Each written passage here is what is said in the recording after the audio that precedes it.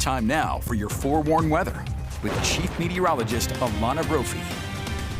Okay, what a day to be outside. Really? It's a nice one, and that's what Alana's doing today. Alana, it seems great out there.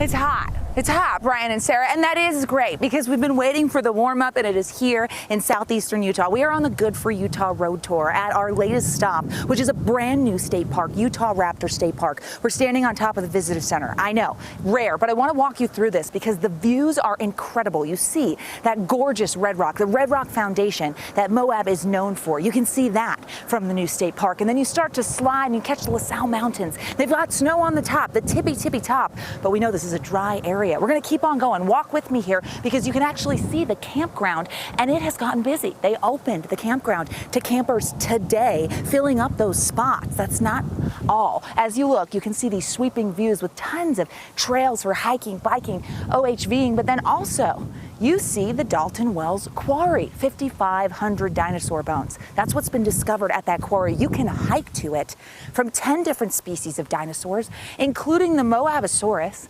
and the Utah Raptor, the namesake of this new park, which is so incredibly gorgeous. I know a lot of folks are putting this on their summer list with this being the newest park. The amenities are incredible, and it's in such a popular area where people love to visit. We've already seen the uptick for Memorial Day. All right, as we take a look at the temperatures, it is warm and warming. High pressure in control with southwesterly winds, upper 80s right now at Utah Raptor State Park, giving you that sneak peek. Visitor Center opens to the public tomorrow. The ribbon cutting is tomorrow. We'll be here for that. Just a little bit of wind. Not a huge surprise, but when that southwesterly flow kicks in, it really does a number. As you take a look at that live webcam, you can see that clouds have increased, and we have seen increasing cloud cover along the Wasatch Front and for the Wasatch back.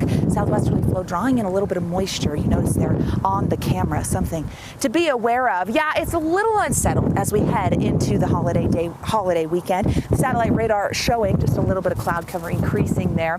We've got a weak front that's going to come on through ahead of the front with these gusty southwesterly winds, and we're seeing that, and that's raising fire danger in eastern Utah.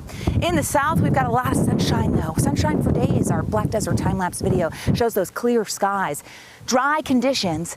We had a wet weekend, and now we've dried out. When we talk dry, we have to look at the drought monitor, okay? The drought monitor standings come out every Thursday. We like to forewarn you, stay on top of it. We are a high desert climate, and we watch this closely, especially when we talk fire season.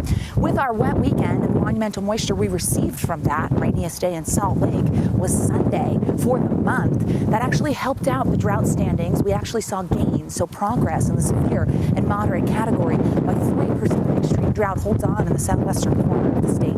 So we want more moisture. May is typically one of our wettest months, and we say bring on the storms. We just have the chance of seeing a little potential here as we get into the weekend. As you take a look at those temperatures, you're going to be able to see that those numbers are above average. We've got 80s, low 80s in Salt Lake, and we've got 90s down in St. George, and we've got gusty winds on top of that. So we're bringing in the warmth. Average this time of year is the mid 70s in Salt Lake City. So we're above that, and the winds will help in that, and high pressure helps in that. For the Wasatch Front over the next several hours, partly cloudy skies, and you're going to notice those temperatures cooling. Partly cloudy conditions. We're going to take a few degrees off tomorrow because of the weak front, and as the trough kind of swings through the Beehive State, it does up wet weather potential. I'll show you what I mean here.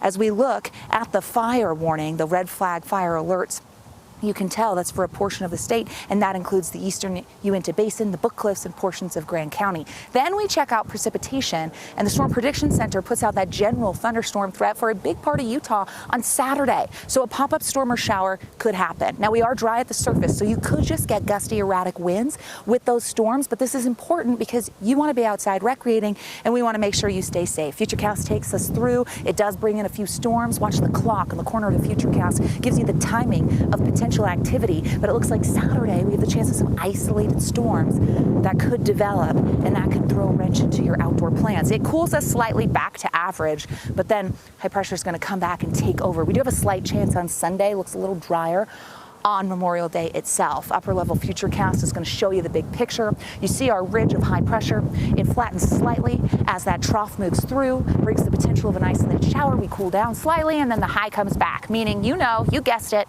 the warmth comes back and the sunshine comes back. Maybe a little wind comes back. The wind is no one's friend. I know. I keep trying to be friends with the wind. Can't always, folks. Can always. All right, as we take a look at those temperatures for tomorrow, slightly cooler than today, 80 in Salt Lake City, mid-90s expected in Washington County. And we've got a mix of 70s throughout the Beehive State, mid-70s up towards Cache Valley. Next 7 days here in St. George, sunny, dry. Memorial Day looks hot, above average. As we look at the state parks here, if you're going to visit the state parks or the national parks, just make sure you're prepared. It is going to be above average, even in the higher elevations like Bryce Canyon hitting the 70s. Wasatch Front 7-day.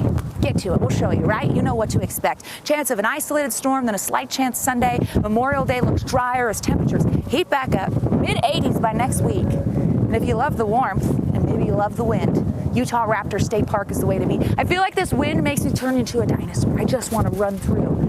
It's very, very, very beautiful. I'm also very dangerous at times. Look at this. Brian, Sarah, back to you. Arr.